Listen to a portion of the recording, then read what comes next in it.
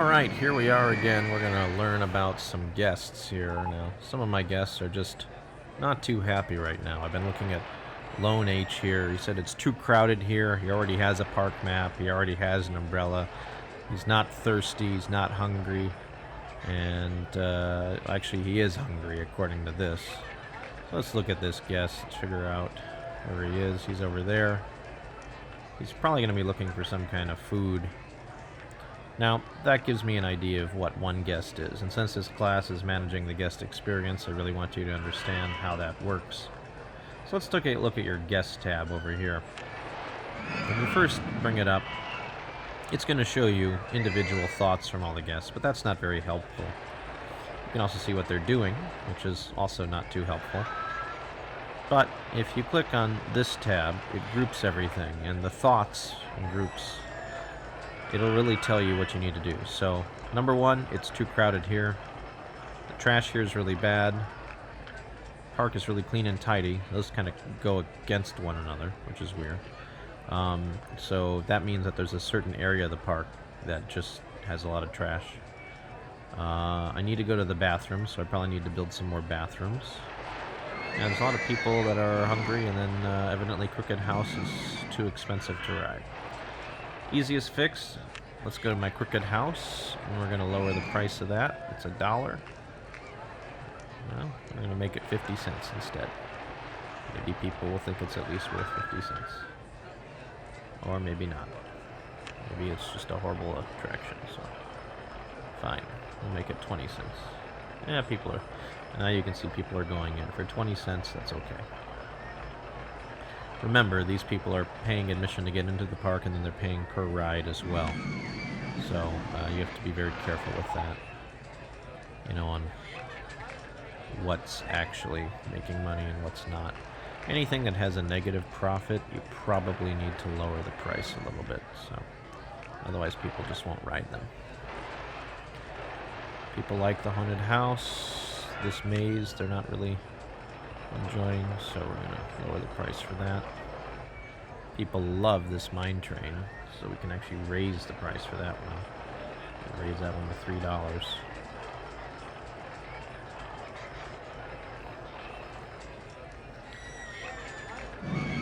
Let's use a little bit of the financials. Ugly Twisters, there's tons of people in line. We're going to raise that one to $3.50.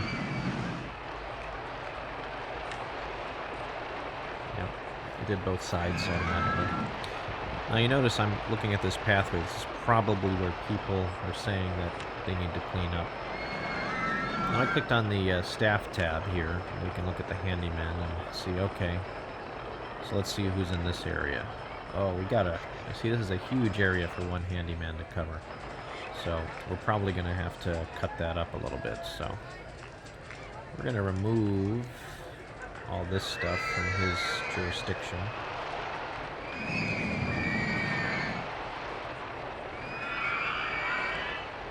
We're going to give it to a new handyman, so let's just move around, make sure we removed it all. Looks like it. That's good. It's important to make sure he can still get to where he needs to go. That means we're going to hire one new handyman. We're going to put him over here, and he's going to stay in this area specifically to keep this area clean. Now, it's very important to make sure that he has access to everywhere that he needs to go. So, in order to double check if you can't see the blue areas that you're making, or if it's a little difficult to see what you're clicking on, go into the visuals and you can do see-through rides and see-through scenery. And it's not that great of a view, but you can at least see what is actually highlighted as blue for the handyman and what's not. So that way, we should be good there. Yeah.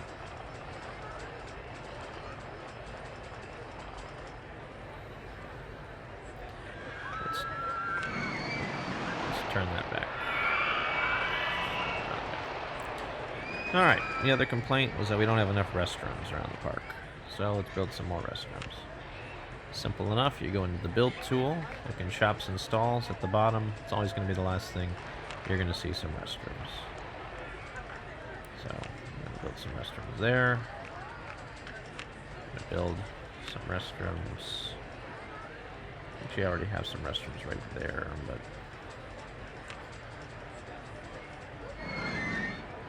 restrooms have a slight operating cost, but you probably need to have a lot of restrooms, otherwise people are just not going to be happy.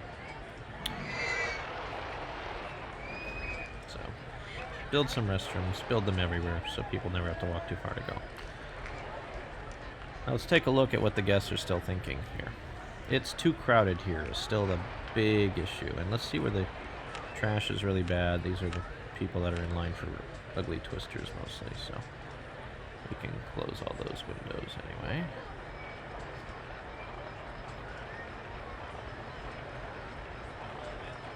And you can actually see where they all are. If you click on this map, you can see they all feel that way in that area. The trash has gotten a lot better now, so I think they're going to be happier soon.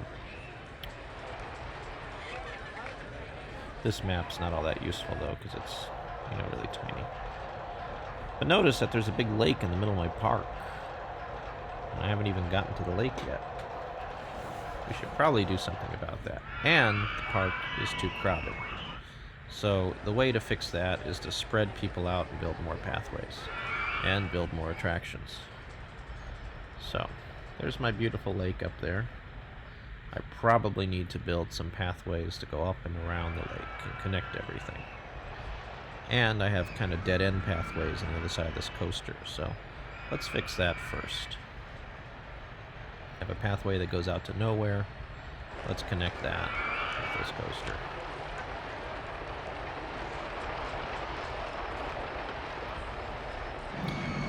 Now, I can do this a couple different ways. I'm going to switch to the other pathway tool, go on top of here. You continue that bridge over the coaster, and then go back down to ground level there. And I'm going to go back to this pathway. There. And now I don't have a dead-end pathway everywhere. So now people can move around a little bit better, and that connects. And I should probably do the same thing on this side.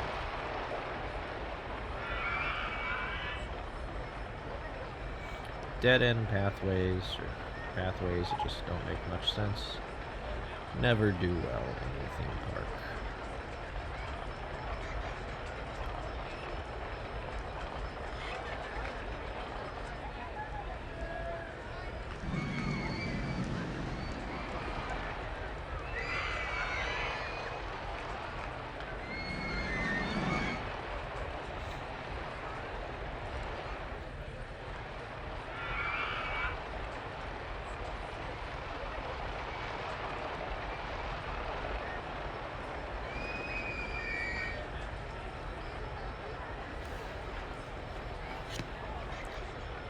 That'll also help for guests getting lost in things as well.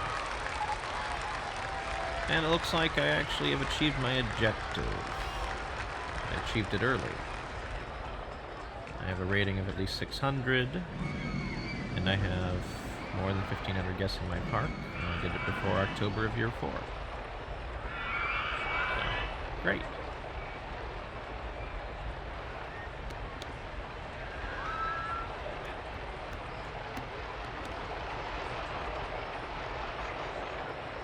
Cool.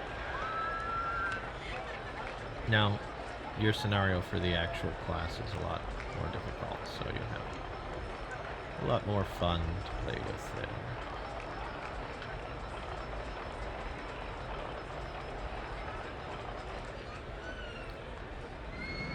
Now, where you have junctions like this, sometimes the guests get confused. You might need to build these little information kiosks there, so they know where they're going.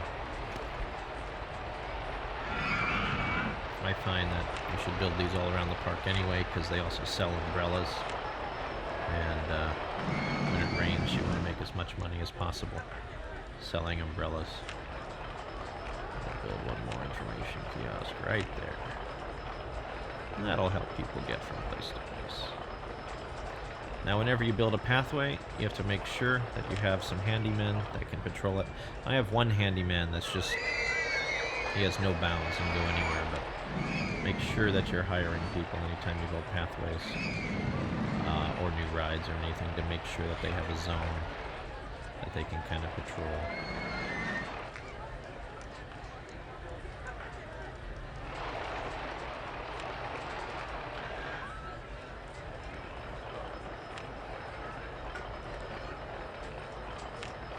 Looks like Handyman 3 is this area. Let's extend his... Be careful not to extend it too much in some of these cases, because you don't want to give it too much, but...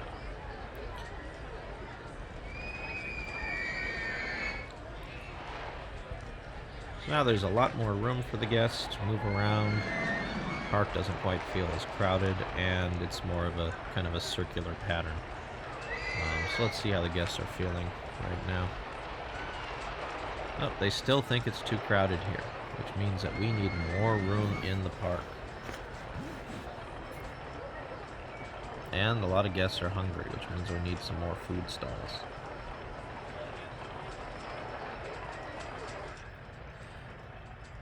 Well, this could be a big project, but let's build a footpath around this lake.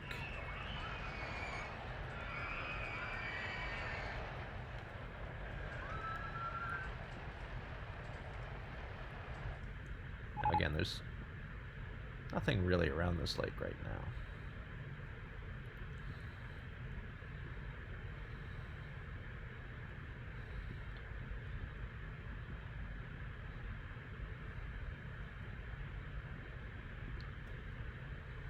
I like it when there are pathways that kind of go next to a lake. Makes for a nice view.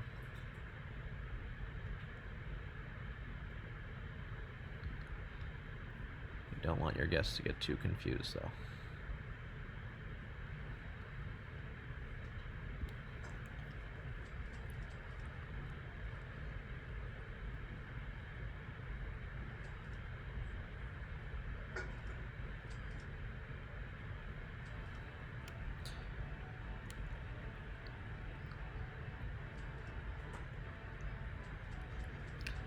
So now I have an additional footpath, and they can walk around the lake.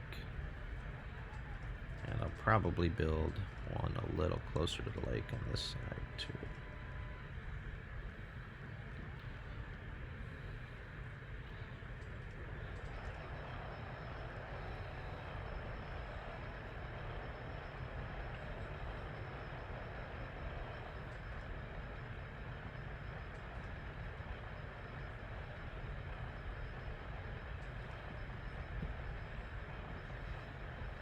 Remember, footpaths can be expensive, so be careful on how crazy you go with the footpaths.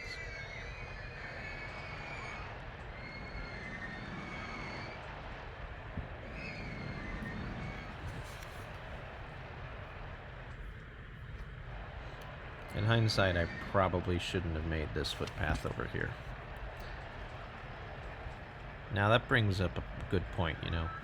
How do you get rid of a footpath after you've already built one? Well, if you don't want to screw things up too badly with your game, you can use some of the pathway tools. So you go into scenery and theming, and there are these signage pieces that you can build. And you have to make sure it's in the correct direction, so I'm going to build one there, and just make it no entry. That means guests can't go that way. I'm going to build another one over here, and again, you hit the Z command, make sure it's on the far side, and hit no entry. So now guests can't enter that pathway. And once guests can't enter a pathway area, it'll clear out, and then you can use the bulldozer tool to easily kill that path. So I want people to be on the pretty path that's near the lake instead. Now in the meantime, while I wait for that pathway to clear out, I need to hire some handymen, because I've built all these new pathways, and they need to patrol them to make sure they don't get too disgusting.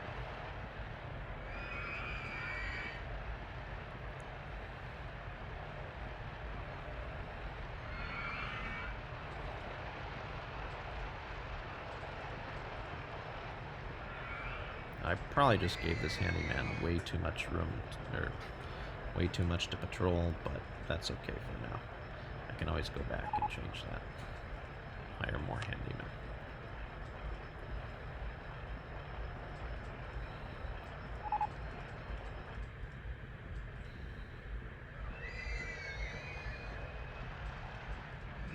Oh. Remember, I'm getting rid of that pathway, so I don't need that handyman over there, actually.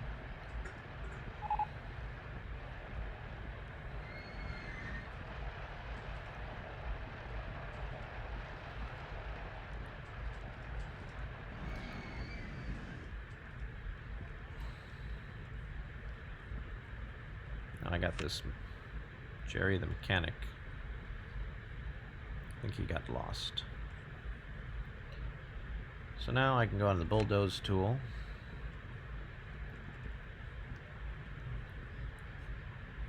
And I have to make sure it's on clear pathways to do this easily.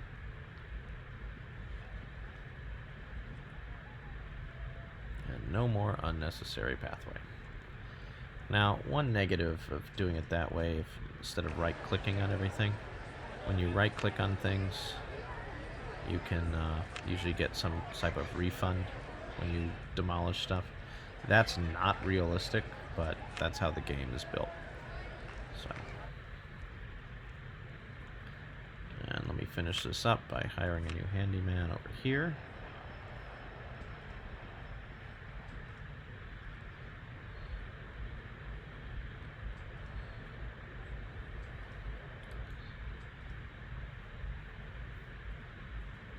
And one more handyman over here.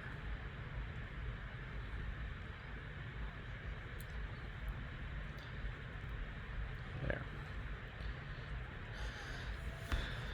Now, let's look at our guests' thoughts. I already got a park map, which is now the #1 thing, which is not really a big deal, and it's really clean and tidy. People still think it's crowded here, but it's only in certain areas. That's okay. Now, the crowded thing will go away as time goes on. But look at our park rating right now. We are at 949. That is fantastic. And that also means I can probably raise the price of the park a little bit to $35. So, anyway, that's just how you deal with some guest needs. You want to keep on track of this. On that new pathway that I just built, as time goes on, I'm going to want to add on trash cans and benches and lights as much as possible. And I'm going to need to build some restrooms and information kiosks so they don't get lost when they're wandering on the new path around the lake. And then, of course, you're going to actually want to build some attractions and food locations and everything around the lake as well. And I love these little things. This is the jumping fountains. I don't know why. Guests tend to love the little jumping fountains. You just build a bunch of jumping fountains around the entire lake. I don't know why these are so popular. They just are. So, and I think when you put in a trash can, it removes the jumping fountains, I'm afraid. So you, same thing with benches. You can't have benches and jumping fountains in the same spot. Or lights. You know, so keep that in mind. And to prevent vandalism, you'll have to hire some security guards as well. Hire another security guard. I like to name my characters too. So I have Security Sal. This is Security Sam. And they just will wander around and try to prevent vandalism when you build stuff. Alright guys, that's it for this one. I hope that you've enjoyed this little demo, and yeah, good luck on your parks.